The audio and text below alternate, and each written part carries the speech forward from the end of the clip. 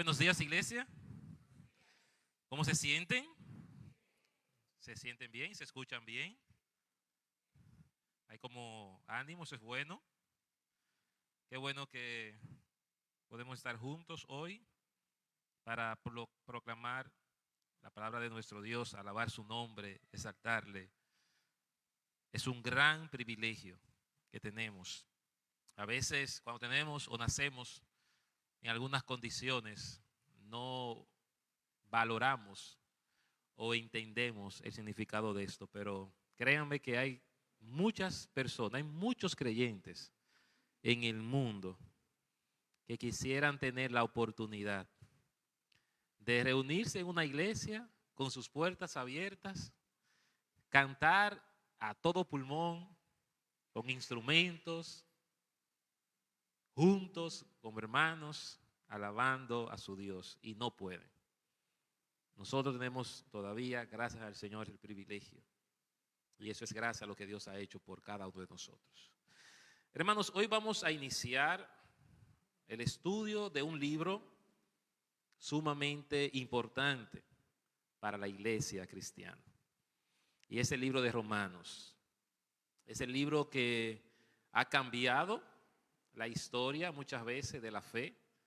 Ha servido como una pieza clave, relevante, para que el evangelio se pueda conservar puro, íntegro, que la sana doctrina pueda permanecer en medio de nosotros. Así que quiero iniciar leyendo la introducción de esta carta. Vamos a leer, a estudiar en esta mañana los primeros 7 versos y vamos a mirar una panorámica completa del libro. Ese es el objetivo de esta enseñanza de este día, iniciando el libro de Romanos. Que podamos introducir la carta y que podamos mirar entonces cuáles son las cosas que el apóstol Pablo va a reafirmar del evangelio en ella. Así que vamos a Romanos capítulo 1 y vamos a estar mirando esta mañana los primeros 7 versos. Romanos 1, verso 1 al 7.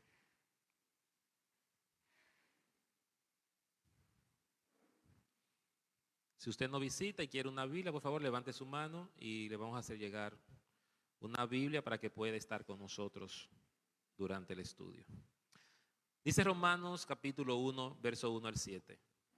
Pablo, siervo de Jesucristo, llamado a ser apóstol, apartado para el evangelio de Dios, que él había prometido antes por sus profetas en las santas escrituras, acerca de su Hijo, nuestro Señor Jesucristo, que era del linaje de David según la carne, que fue declarado Hijo de Dios con poder, según el Espíritu de santidad, por la resurrección de entre los muertos, y por quien recibimos la gracia y el apostolado para la obediencia a la fe en todas las naciones por amor de su nombre, entre las cuales estáis también vosotros, llamados a ser de Jesucristo, a todos los que estáis en Roma, amados de Dios, llamados a ser santos, gracia y paz a vosotros, de Dios nuestro Padre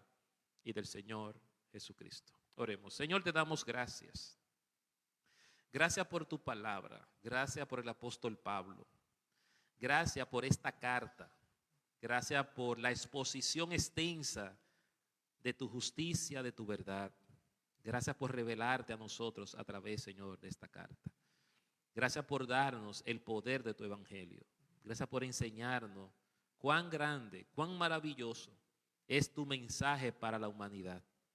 Oro, Señor, para que este mensaje, oro para que esta carta que vamos a estudiar como iglesia cambie nuestra manera de ver el evangelio, transforme nuestra visión de quién tú eres y nos dé la pasión para compartir el mensaje que ella contiene, porque siempre ha sido un mensaje que transforma las generaciones, siempre ha sido un mensaje que impacta a tu iglesia y cambia el curso, Señor, de tu enseñanza. Ayúdanos a aprender, abre nuestro entendimiento, pon en nuestros corazones las actitudes adecuadas, la humildad para escuchar tu mensaje. Que tu Espíritu Santo esté en medio de nosotros trayendo convicción, revelando, iluminando, Señor, tu palabra, que podamos mirar la verdad tuya en ella. Te honramos y te glorificamos en este día, en el nombre de Jesús. Amén. Bien, hermanos, quiero iniciar parafraseando una frase de Martín Lutero cuando estudió esta carta. Martín Lutero dijo: el libro de Romanos es tan importante que cada cristiano debería memorizarlo palabra por palabra. Escuche esto.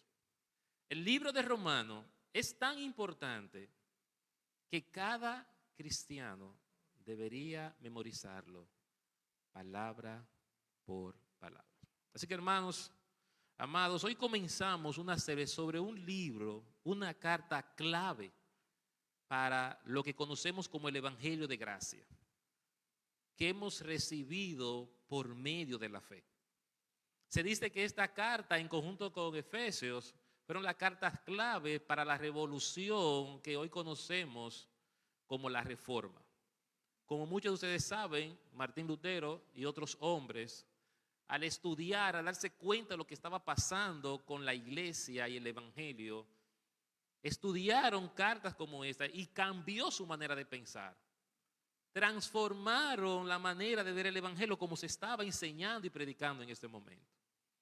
La carta de los Romanos es etiquetada como la carta más relevante del Nuevo Testamento en cuanto a la justificación del hombre se refiere. Es punto de partida para grandes debates doctrinales y causante de cambios y transformaciones en varias épocas cuando la fe se ha visto amenazada o distorsionada. Vamos a estudiar un libro sumamente importante para tu fe, para mi fe y para la iglesia. Así que yo espero que nosotros podamos sacar el mayor provecho a esta carta y podamos disfrutar de ella y darnos cuenta de las verdades contundentes que ella contiene. Si ha logrado transformar la historia, si ha logrado transformar la iglesia, si ha impactado la vida de hombres y mujeres, es porque su contenido realmente contiene, valga la redundancia, lo que nosotros todos necesitamos. Así que voy a iniciar con este primeros 7 versos haciendo una introducción de la carta y luego vamos a mirar una panorámica del libro. Lo primero que tenemos en el verso 1 es el autor de esta carta. Y evidentemente podemos darnos cuenta que Pablo es quien escribe esta carta a la iglesia en Roma. El apóstol dice apartado para llevar el evangelio. El autor de la carta es Pablo y él está de una vez haciendo alusión que él ha sido llamado por Cristo con un propósito. Llamado a ser apóstol y apartado para el evangelio de Dios. El mensaje que Dios había prometido a través de su profeta, dice el apóstol Pablo. ¿Qué evangelio? ¿Para qué evangelio Dios apartó a Pablo? ¿Cuál era el mensaje que Pablo tenía la responsabilidad entonces de proclamarle a Roma, a los creyentes en Roma y proclamarle a la iglesia? El verso 2 dice que este evangelio fue el prometido por los profetas en las Sagradas Escrituras. Dice que él había prometido antes por sus profetas en las Santas Escrituras. Pablo no estaba dando un mensaje nuevo. Pablo no iba a predicar un evangelio diferente al que ya ellos habían escuchado. Sin embargo, sí iba a aclarar el nuevo pacto en la sangre de Cristo y la salvación que es a través de la fe. Sí iba a revelar el contenido real de la ley, de los profetas, de las profecías dadas también del Mesías. Este mensaje estaba basado únicamente en una persona. Estaba basado en el Hijo de Dios, dice el verso 3 al 4. ¿Qué contenía el mensaje de los profetas? ¿Qué contenía el mensaje de aquellos que habían anunciado la palabra?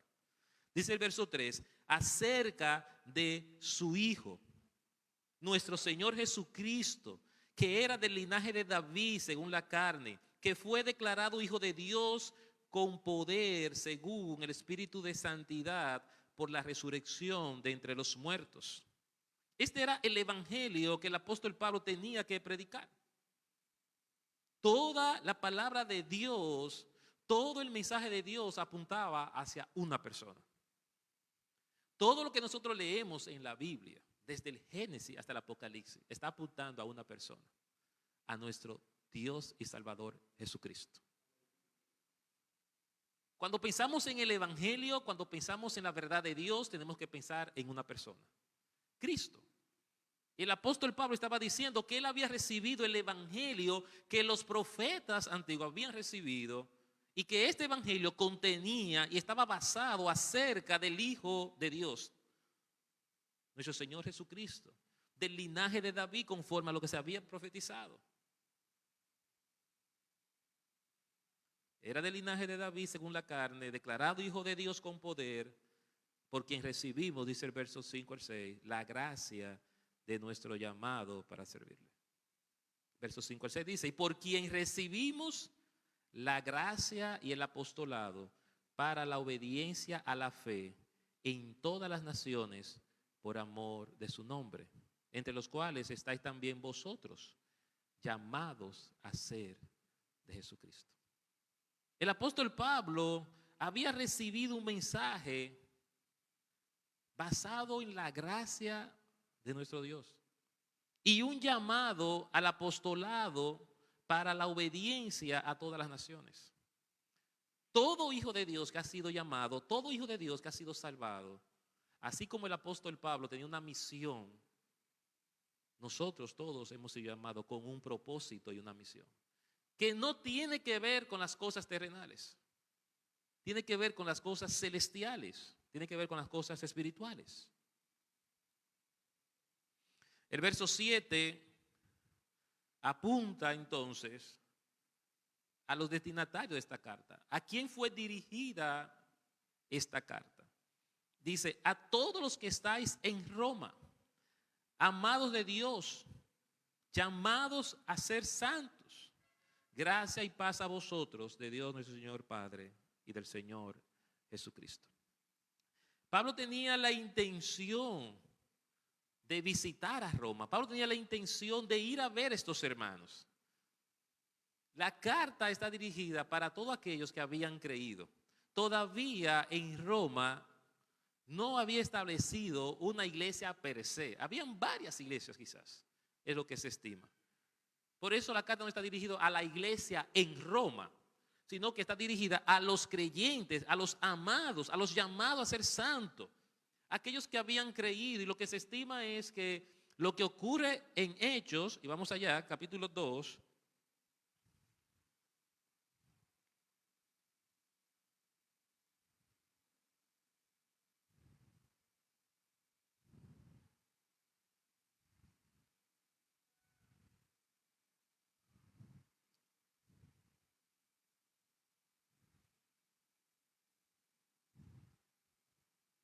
Hechos 2,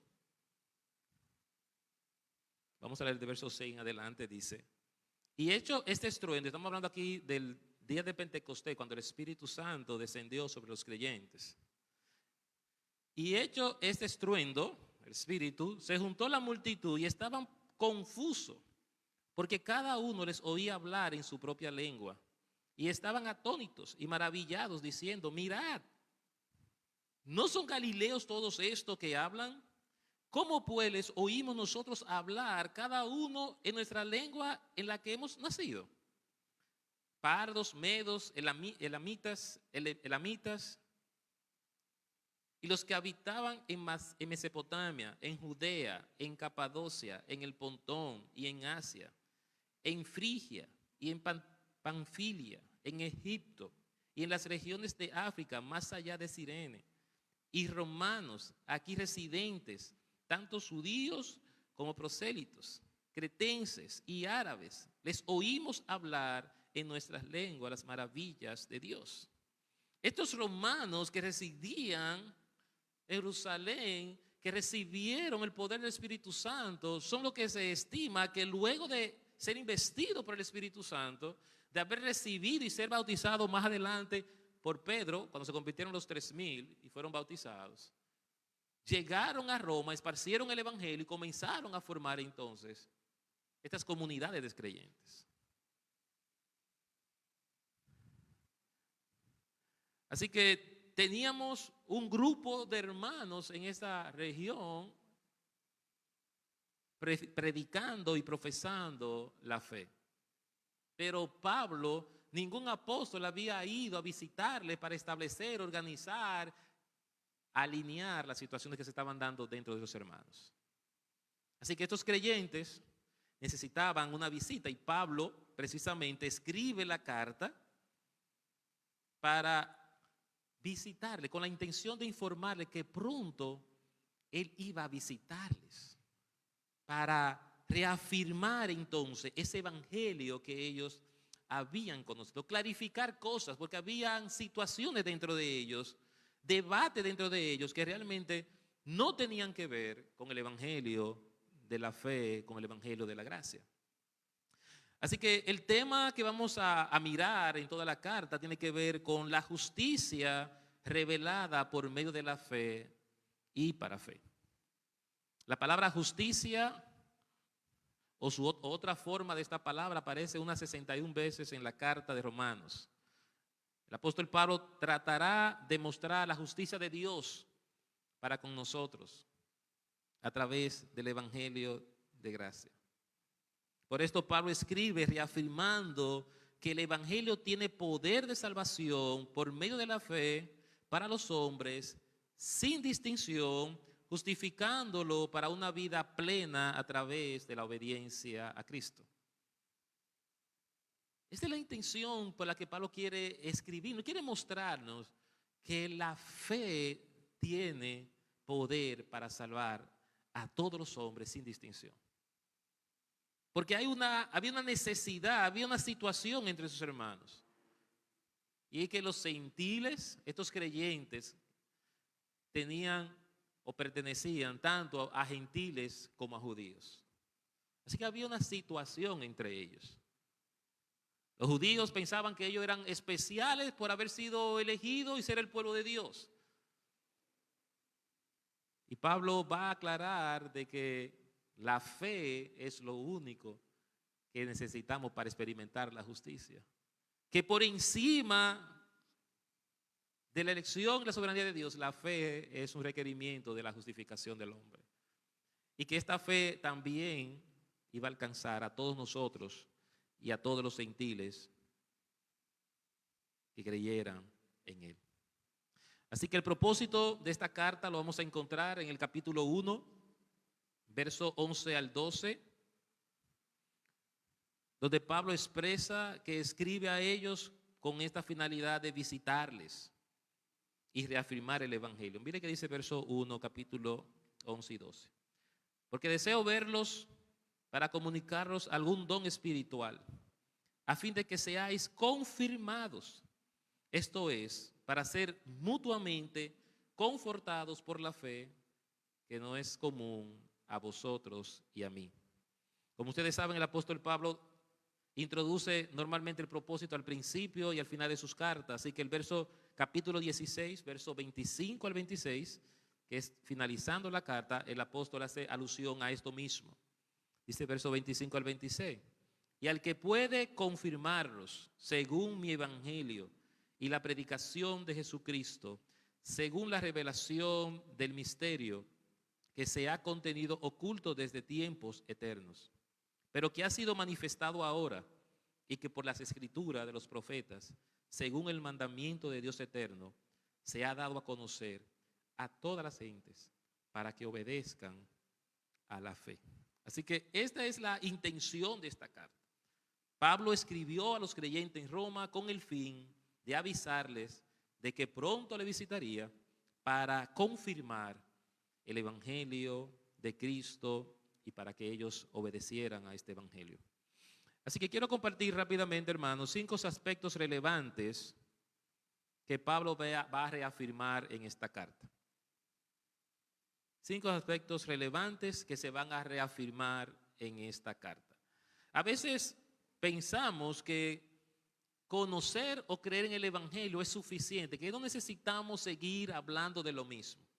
En una ocasión, uno de mis coaches le preguntaron que por qué ellos repetían en los entrenamientos las mismas cosas. ¿Por qué ustedes en todos los retiros que vamos, utilizan el mismo material. Lógicamente agregan cosas, pero normalmente la estructura, los principios, las cosas que ellos dicen son la misma. Y algunos incluso no quieren ir a los entrenamientos presenciales porque entienden que van a decir lo mismo. Y en una reunión a ellos les preguntaron que por qué ellos repetían lo mismo. Y la respuesta de ellos me pareció muy interesante. Ellos dicen, repetimos lo mismo porque vemos que ustedes no hacen lo que le decimos.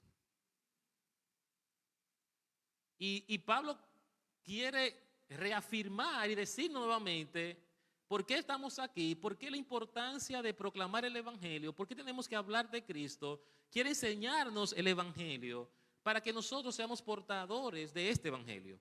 Mientras la iglesia, mientras nosotros no podamos hablar de Cristo, tenemos que reafirmar el Evangelio. Tenemos que continuar enseñando lo mismo hasta que tú y yo podamos obedecer lo que estamos predicando. Los creyentes en Roma tenían que no solamente haber creído, ellos también tenían que reafirmar su fe y obedecerla conforme a lo que el Evangelio decía. Así que en primer lugar, lo primero que el apóstol quiere reafirmar es el poder del Evangelio para la salvación de los hombres. Es el poder del Evangelio. Este es un versículo clave de la carta, Romanos 1, 16 al 17.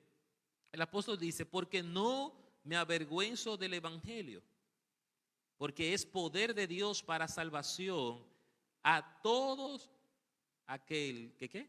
A todo aquel que a todo aquel que cree. Al judío primeramente y también ¿a quién?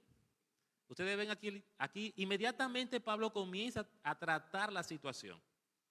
El Evangelio es para los judíos que han sido soberanamente elegidos, pero también es para los gentiles que no están en el pueblo. El poder del Evangelio tiene la capacidad de salvar a los judíos, tiene el poder, la capacidad de salvar a los griegos, a los gentiles. ¿Por qué? Dice el verso 17. Porque en el Evangelio la justicia de Dios se revela, ¿por qué? Por la fe y para fe, como está escrito, mas el justo por la fe vivirá. Primera reafirmación del Evangelio. Pablo va a estar marcando durante toda la carta esta verdad, que el Evangelio es poder de Dios para salvación de todos los hombres. Pero Pablo se siente orgulloso de este Evangelio. Pablo quiere compartir lo bueno de este Evangelio. Pablo quiere decirle al mundo cuán bueno, cuán delicioso es vivir para Dios, conocer a Dios, ser salvado por Dios. La pregunta, hermano, es, ¿usted se siente orgulloso del Evangelio que usted cree? ¿Usted se siente orgulloso del Evangelio que usted cree? La única razón por la que nosotros no nos vamos a preocupar por el Evangelio para aprenderlo, enseñarlo y compartirlo es si sentimos vergüenza de él. Pero el apóstol Pablo dice, porque no me avergüenzo del Evangelio. Para él, el Evangelio era un motivo de orgullo, es un privilegio tenerlo y yo necesito hablar de él. Es poder de Dios. Yo sé que si hablo el Evangelio, el mundo puede ser transformado. Yo sé que si hablo del Evangelio, si las personas creen en Cristo, su vida puede ser cambiada, puede ser transformada, porque eso fue lo que Pablo experimentó. Pablo fue un hombre que el Evangelio lo transformó.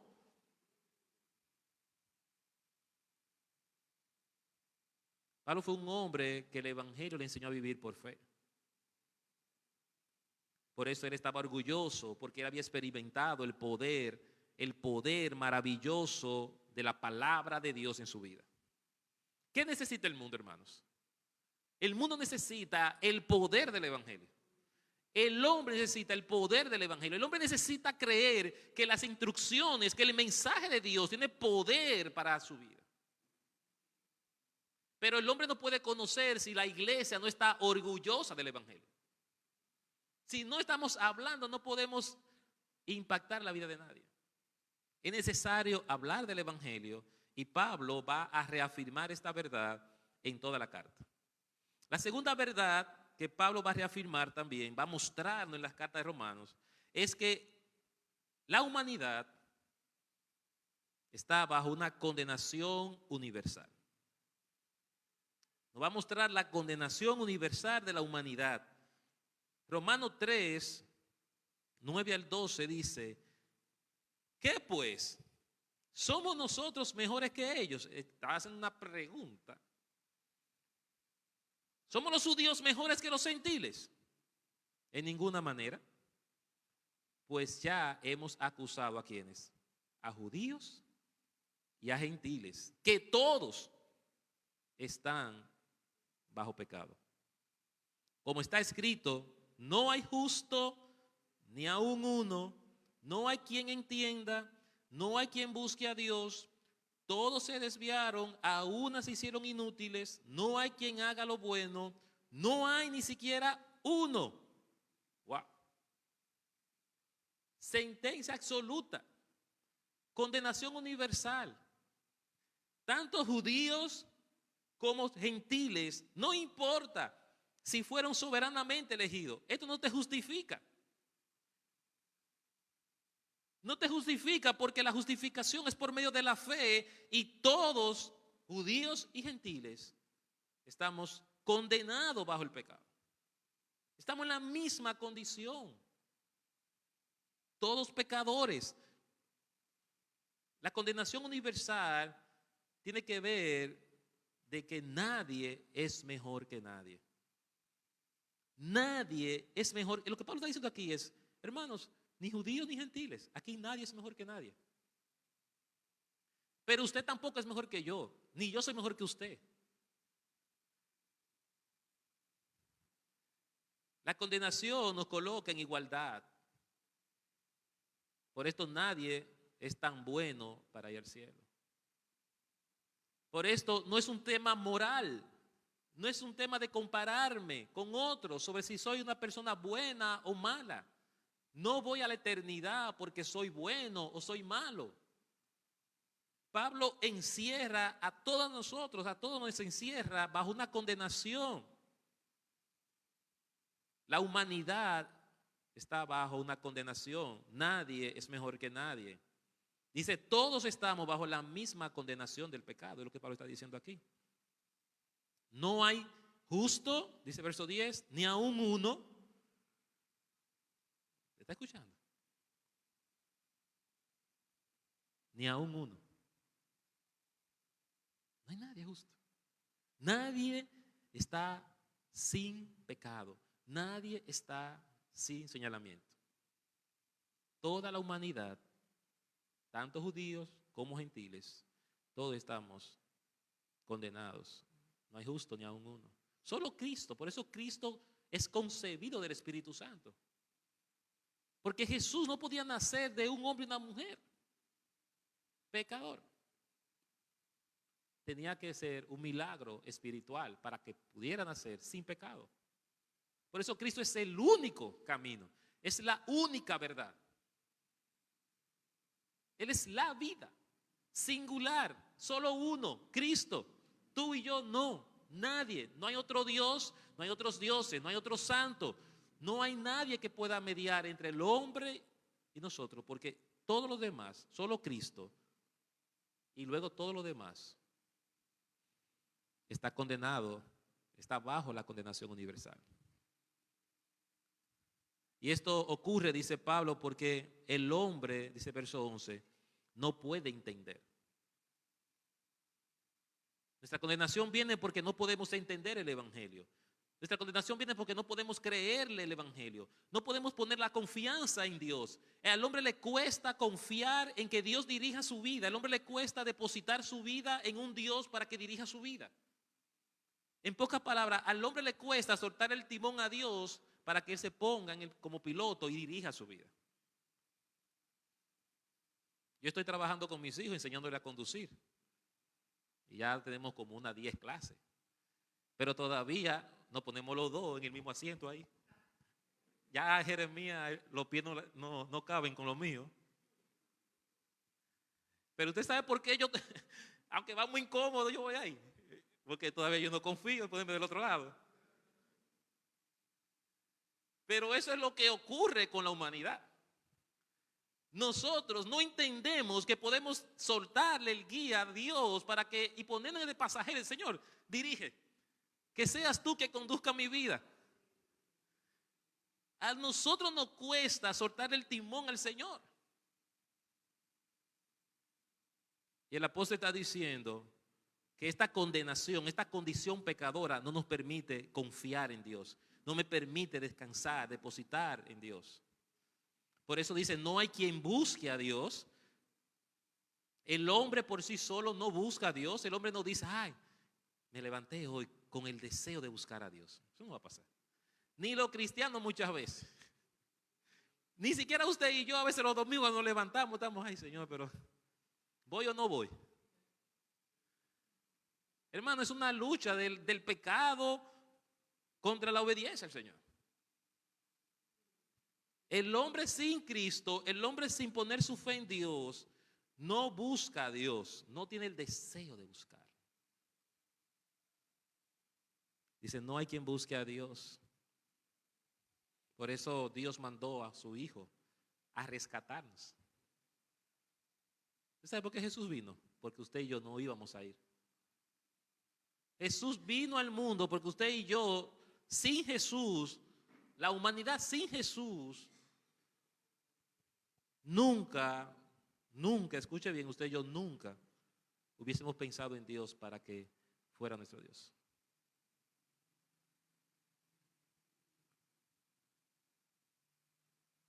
El apóstol Pablo dice que todos nos desviamos, nos hicimos inútiles, inservibles para poder glorificar a Dios. Cuando el pecado entró, el hombre se hizo inservible para poder darle gloria a Dios. Todos se desviaron, dice verso 12, a una, en conjunto, todos nos hicimos inútiles. Cuando Adán y Eva fallan en el Edén, la humanidad es incapaz de glorificar su nombre. La palabra inútil aquí tiene que ver con eso. No somos útiles para darle gloria, la creación se cayó. Cristo tuvo que venir para redimir la creación y pudiéramos ser útiles para su gloria. Dice, no hay quien haga lo bueno. No hay ni siquiera uno. Nosotros no somos buenos, hermanos. La humanidad no es buena. Las personas no somos buenas. Esa es la verdad. La justicia de Dios va más allá de lo que moralmente nosotros podemos hacer. Va más allá de lo que pensamos que es correcto en la vida. La justicia de Dios va más allá de nuestra capacidad. Por eso el apóstol Pablo nos encierra a la humanidad bajo la condición de que no hay nadie bueno. Es normal cuando evangelizamos a alguien o le hablamos de Cristo, que nos digan, no, pero que yo no necesito a Dios porque estar metido en una iglesia, eso es fanatismo. Yo soy una gente buena, yo no le hago nada, no le hago daño a nadie. Llamo a mi prójimo, ayudo al que puedo, no robo, no mato. En la iglesia hay gente peor que yo. Ese es el discurso, ¿verdad? Ese es el discurso tradicional del que no quiere a Cristo. No, yo soy una persona buena. Y siempre yo le pregunto, depende con quién te compares. Esta comparación no es buena, no es válida para conectarte al Creador. Es una comparación terrenal, comparándote con otro pecador como tú. Pero comparándote con un Dios santo, justo como nuestro Dios, quedamos cortos, nos damos cuenta que no somos buenos.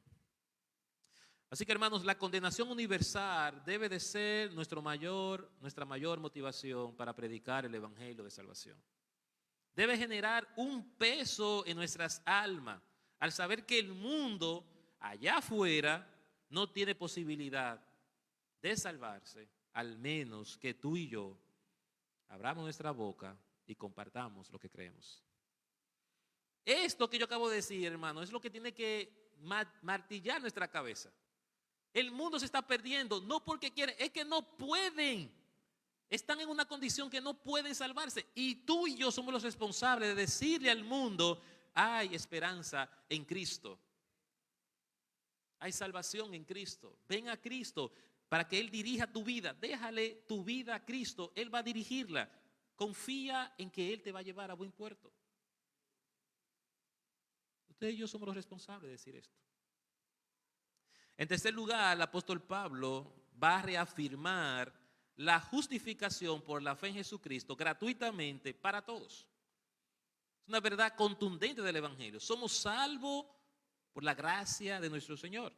Romanos 5, verso 1 al 2, dice, justificados pues por la fe, tenemos paz para con Dios por medio de nuestro Señor Jesucristo, por quien también tenemos entrada por la fe a esta gracia, en la cual estamos firmes y nos gloriamos en la esperanza de la gloria de Dios.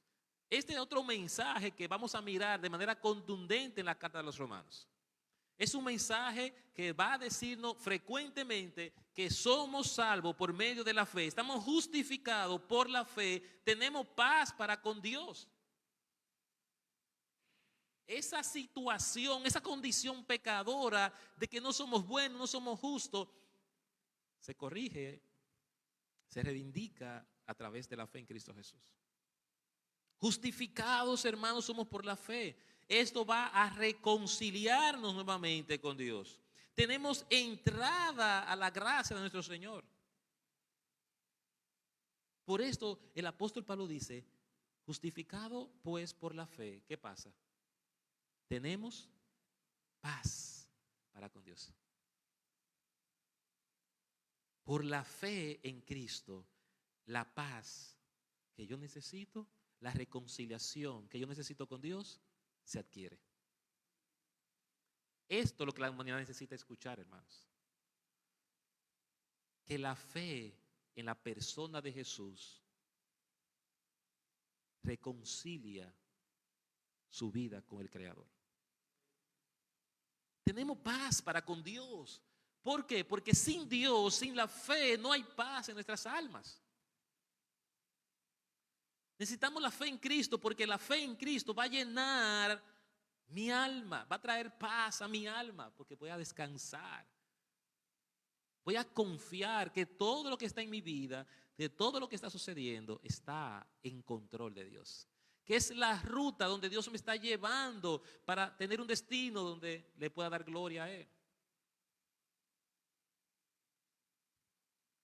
Ese es el Evangelio. Somos justificados por esto. En cuarto lugar, el apóstol Pablo va a reafirmar la elección y soberanía de Dios como ejemplo de justicia para su gloria. Los capítulos 9 y 10, el apóstol habla sobre Israel, habla sobre el pueblo de Dios, trae el ejemplo de esta nación que está involucrada en el conflicto en la iglesia aquí, para mostrarnos que esa elección y soberanía de Dios, lo que está precisamente revelando es la justicia de Dios para su gloria. Así que tanto judíos como gentiles van a disfrutar de esta justicia por su soberanía, por su gobierno. Miren qué dice el capítulo 9, verso 25 al 26. Como también en Oseas dice, llamaré pueblo mío al que no era mi pueblo, y a la no amada, amada. Y en el lugar donde se les dijo, vosotros no sois mi pueblo mío, allí serán llamados hijo del Dios viviente. Mire que dice el capítulo 10, verso 19 al 20. También digo, ¿no ha conocido esto Israel? Primeramente Moisés dice, yo os provocaré a celos con un pueblo que no es pueblo, con pueblo insensato os provocaré a ira. El apóstol Pablo va a dejar clara aquí Tanto que Israel sigue siendo un pueblo especial de Dios, que el judío sigue siendo el pueblo de Dios, elegido por Dios de manera soberana en su gobierno, en su autoridad. Israel forma parte de esto, pero también Pablo va a dejar claro que los gentiles fueron igualmente llamados por Dios para la gloria de su nombre, para revelar su justicia. Esa es la idea del apóstol cuando habla en estos dos capítulos, o habla sobre todo en estos dos capítulos sobre ese tema de Israel y los gentiles. Por último, el apóstol Pablo va a reafirmar la manera en que tú y yo debemos de vivir nuestra fe. Va a reafirmar cómo se ve el evangelio. Va a reafirmar cómo se ve la vida de aquellos que han sido justificados por la fe y que viven por la fe. Dentro de las cosas que él va a decirnos en la carta, capítulo 12, verso 1, que es un himno en la iglesia, Romanos 12:1, él va a ayudarnos a entender la necesidad de nosotros presentar nuestra vida como ofrenda agradable al Señor, como vida transformada para que puedan ser útiles para su gloria. Dice Romanos 12:1, así que hermanos, os ruego por la misericordia de Dios que presentéis vuestros cuerpos en sacrificio vivo, santo, agradable a Dios, que es vuestro culto racional. No os conforméis a este siglo, sino transformaos por medio de la renovación de vuestro entendimiento, para que comprobáis cuál sea la buena voluntad de Dios, agradable y perfecta.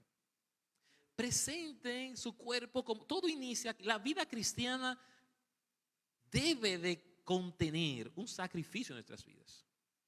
La vida cristiana es depositarnos en la mano de Dios como una ofrenda agradable a Él. ¿Usted es cristiano? Amén. La segunda pregunta es, ¿usted ha presentado su vida a Dios como un sacrificio agradable a Él? Usted tiene su vida disponible para Dios. Usted puso su vida en el altar. Usted puso su tiempo, sus dones, sus habilidades para que sean utilizados por Dios. ¿Es eso lo que usted ha hecho? Porque si usted no ha hecho esto, el apóstol va a reafirmar el evangelio para decirnos a nosotros que nuestras vidas tienen. Dice, yo ruego, hermanos, yo les pido, hermanos, que ese evangelio que ustedes han creído lo presenten como ofrenda. Que se presenten su cuerpo, su tiempo, su vida como un sacrificio a Dios.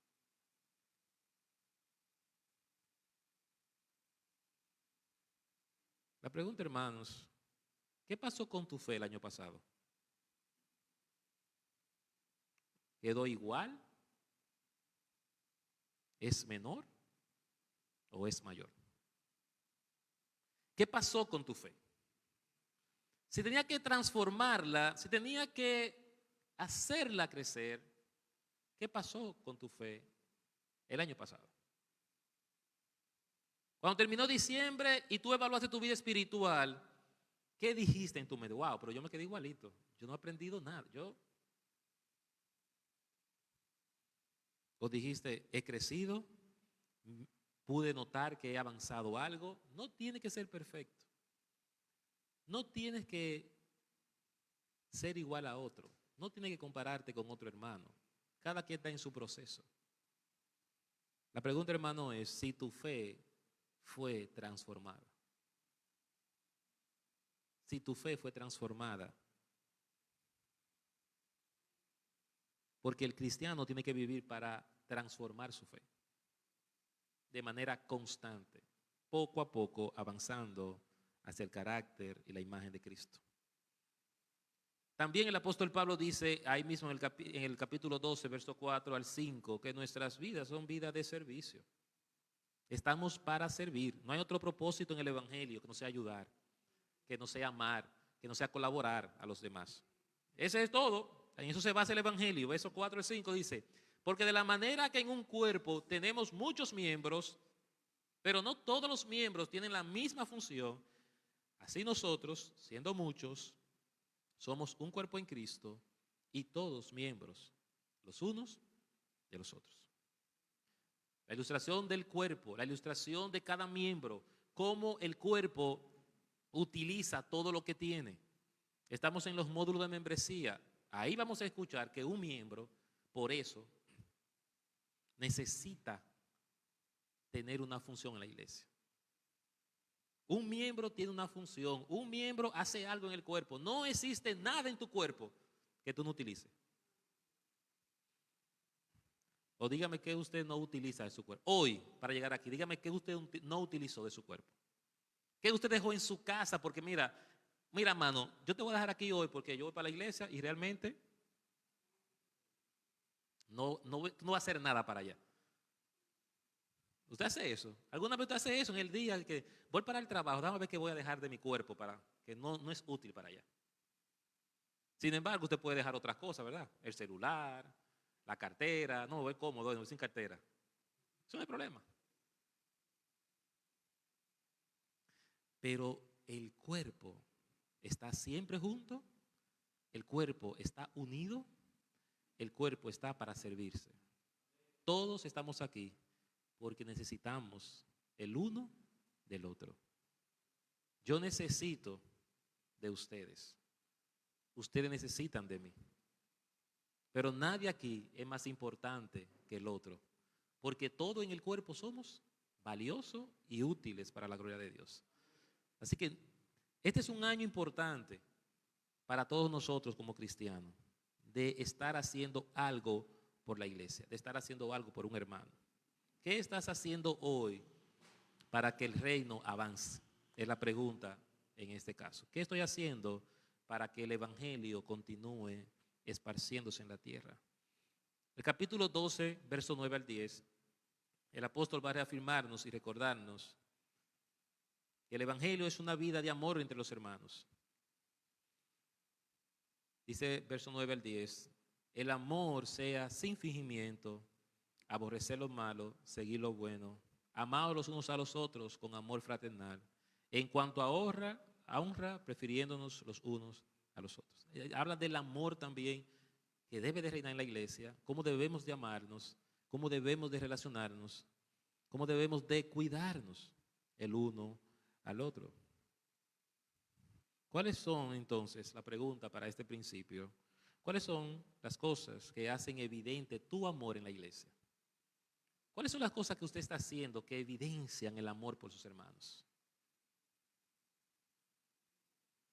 El evangelio tiene que ver con la manera en que debemos de vivir nuestra fe. La fe cristiana es esto: transformarnos, servirnos, amarnos. Pero también, dice el verso 13, que tenemos que respetarnos, sometiéndonos a la autoridad.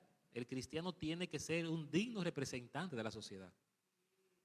Dice el capítulo 13, verso 1, sométase toda persona a las autoridades superiores, porque no hay autoridad sino de parte de Dios, y la que hay por Dios han sido establecidas. Tenemos que someternos a los gobiernos, tenemos que respetar las leyes, tenemos que cumplir con las leyes. ¿Usted sacó su malvete, por cierto? Tenemos que cumplir. Eso es ser cristiano. Eso es ser creyente. La manera en que conducimos, la manera en que pagamos los impuestos, la manera en que hacemos las cosas, eso habla bien de tu fe, habla de nuestro evangelio. Tenemos que someternos a las autoridades. Eso habla de cómo vivimos o debemos de vivir como cristianos. También tenemos que soportarnos los unos a los otros. Dice capítulo 14, 1 y 15, 1.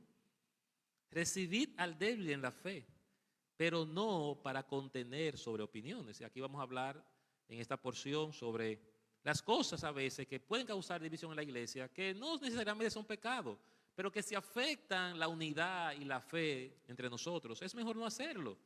Soportarnos los unos a los otros, porque hay hermanos que son débiles. Pero también el capítulo 15 dice que hay hermanos que son fuertes. Y le dice también a ellos, así que los que son fuertes deben soportar las flaquezas de los débiles y no agradarnos a nosotros mismos. Así que eso es la iglesia. Hermanos débiles, hermanos fuertes. No podemos matar a los débiles, ni los débiles matar a los fuertes. Para eso Dios no hizo iglesia. Para eso el Evangelio cambia nuestra manera de ver la vida, para que amemos, toleremos a aquellos débiles en la fe, pero también para que los fuertes puedan ser más fuertes. Ellos tienen que soportar, resistir a los más débiles. Pero esto es lo que refleja el Evangelio de Cristo. La capacidad de amarnos a pesar de lo diferente que somos. La capacidad de amarnos a pesar de los puntos de vista que podemos tener. Que el amor y soportar no esté por encima de la división y los pleitos entre nosotros. Ese es el Evangelio. Y Pablo nos va a enseñar, hermanos, en esta carta, todas estas verdades de manera contundente, todas estas verdades de manera expositiva. Todos estos temas van a ser ampliamente desarrollados en la carta y son verdades que yo aseguro que si nosotros abrimos nuestros corazones, van a cambiar la manera de nosotros vivir el Evangelio. Que Dios nos ayude en esta serie a ser transformados, desafiados y motivados por su Evangelio. Que Dios bendiga su palabra.